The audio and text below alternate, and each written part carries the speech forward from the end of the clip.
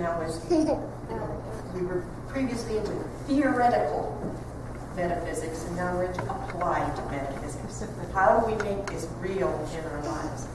So I thought to demonstrate that this morning, I accumulated a number of stories. So I'm just going to tell stories this morning. So in the Garden of Eden, Adam was very happy for quite a long time. And then he started to kind of miss God. He couldn't always find God. And he called God and he said, "God, you are up creating something new. Sometimes I can't find you. I miss you." God said, "Well, I will create for you to keep you company, who will be there for you always, who will love you unconditionally and absolutely, even when you make stupid mistakes, just like I do. And that creature will obey you at your every whim, just like I do. So that creature will be there as a perfect reflection of me." Adam said, "How wonderful. But I'm tired of naming all these animals. I had to name all these animals. I can't think of another single name."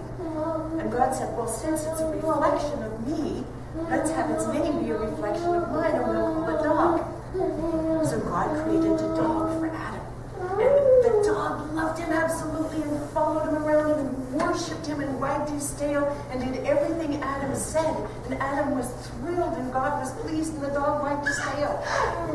And after a little while, Adam's guardian angel went to God and said, "God, Adam's getting all this adoration and absolute devotion. It just doesn't think, he's like all of you instead of just part of you." So God said, "I have another creature in mind for Adam. This creature will not idolize him and obey him.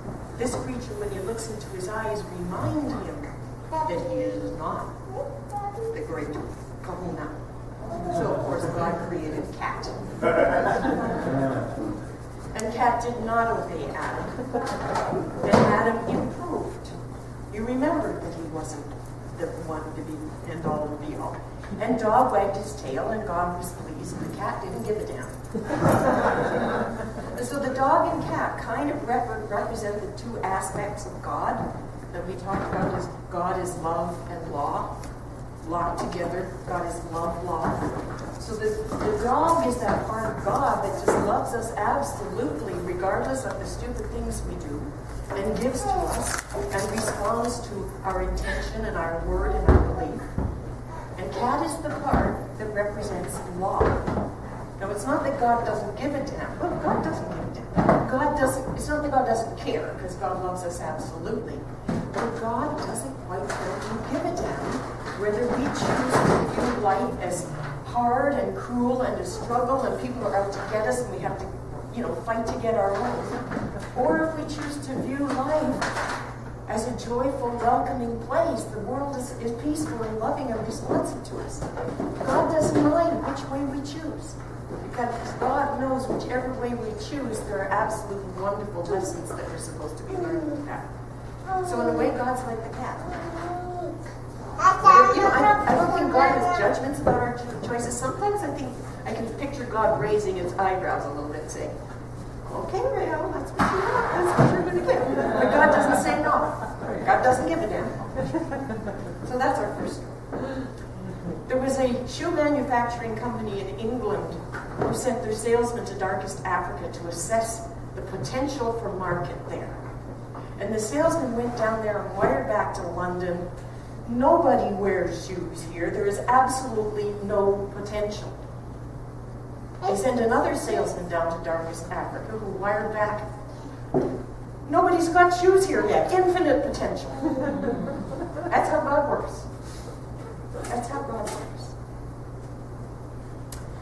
It was a man and a woman out for dinner celebrating their 40th wedding anniversary. As the husband poured a glass of wine for his wife, a genie jumped out of the wine bottle and said, "In honor of your 40 years together, you shall each have one wish." And the wife immediately said, "I've always wanted to travel the world with my loving husband. So that's my choice. I choose a world trip with my husband." Fairy said, "Done." Turned to the husband and said, "What would you like?" And he said, "Well, dear, I've always loved you, you know that. But I've always had this fantasy and I have to go with it.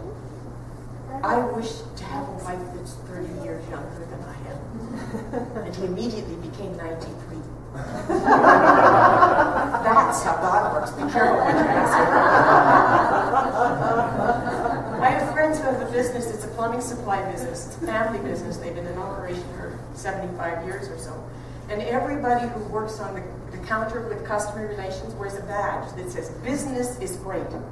They've been wearing that for 75 years through recessions and inflation and hard times. And people ask my friend, why do you wear this badge? Business is great. Business is clearly not great sometimes. And my friend says, that's the time when being in business becomes such a great thing, because I get to spend more time with my fewer customers, to talk to them, to understand what's going on in their families and in their businesses. And sometimes I can reduce my prices and eat into my profit in order to let them survive in business and win their loyalty, and so they come back when business improves. Business is great. I love being in business. It's great. So the badge says business is great.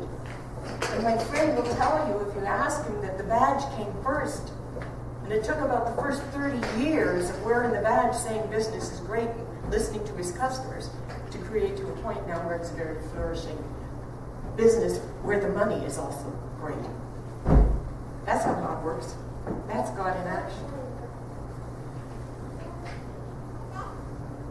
The Buddha had a disciple who challenged him. Can you imagine challenging the Buddha? And he argued with the Buddha and said, you're crazy, you've given me bad advice, it doesn't work, all that stuff that we do. And the Buddha looked at his disciple and said, if you offer me a gift and I don't accept that gift, what happens to the gift? And the disciple said, well, I keep it.